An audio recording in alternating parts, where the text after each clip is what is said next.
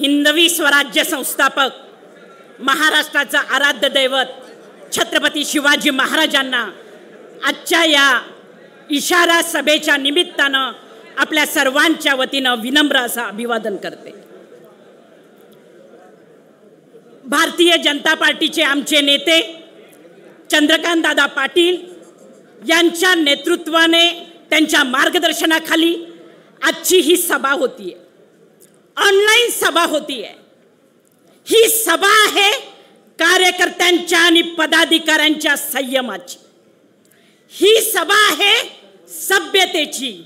पण दादा, ही पहिली आणि शेवटची ऑनलाईन बैठक, यापुढे आम्ही गप्प बसणार नाही। ईट का जवाब पत्थर से देंगे। आज दुर्गाष्टमी खंडेनवमीचा कार्यक्रम सगळीकडे आहे। खंडेनवमी म्हणजे काय तर या नवरात्र उत्सवाच्या घटस्थापनेचं विसर्जन। एक लक्षात ठेवायला आपल्याला विसर्जन करायचं आहे, या महाविकास आघाडीचं विसर्जन करायचं, या विकृतीचं विसर्जन करायचं आहे, या अहंकाराचं विसर्जन करायचं आहे। म्हणून आज आपण रावण जाळतो आहोत। आज सर्वप्रथम पडळकर साहेबांचा वाढदिवस, त्यांना लाख लाख लाख शुभेच्छा देतो।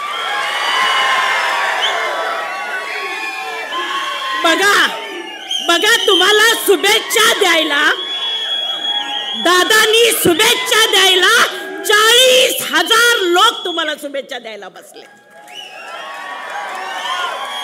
आणि काळजी करू नका, तुमच्या केसालाही धक्का लागणार नाही।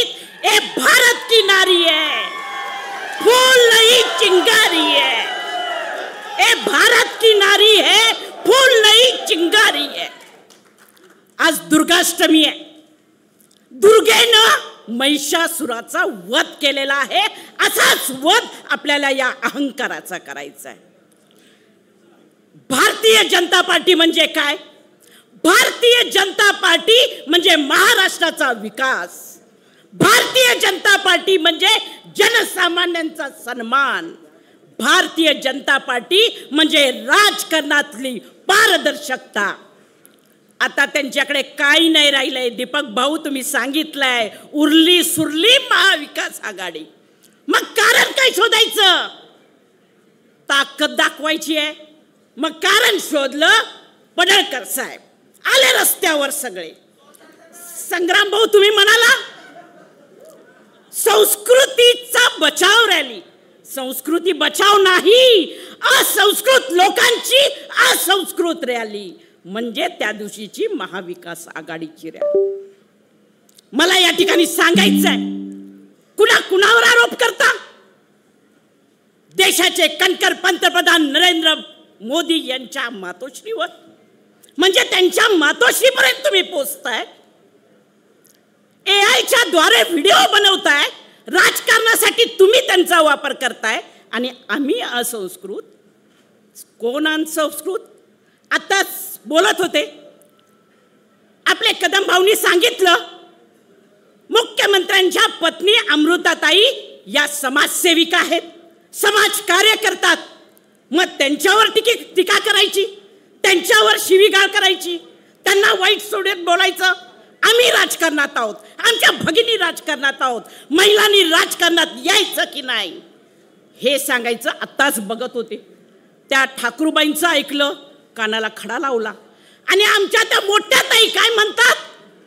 आमच्या विठ्ठलाला मटण चालतं। अरे वा, मटण चालतं? हा महाराष्ट्र वारकऱ्यांचा महाराष्ट्र आहे।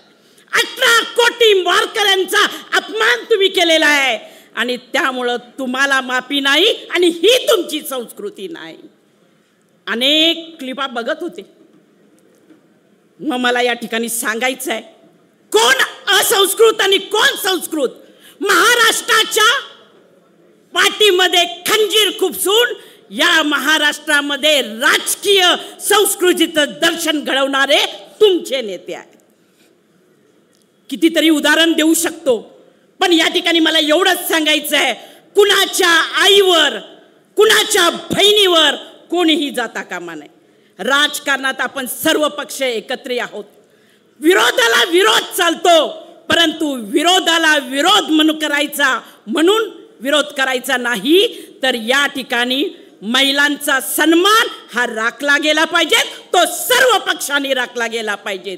आमचा पक्ष देखील राखेल, तुम्हीही राखा. विरोधाला विरोध करा, कामाविरुद्ध बोला, परंतु कुणाच्या महिलांच्या, कुणाच्या आईच्या वर शिवीगाळ कराल तिथपर्यंत पोचाल तर याद राखा. एवढा इशारा देऊन माझे 2 शब्द संपवते. जय हिंद, जय महाराष्ट्र.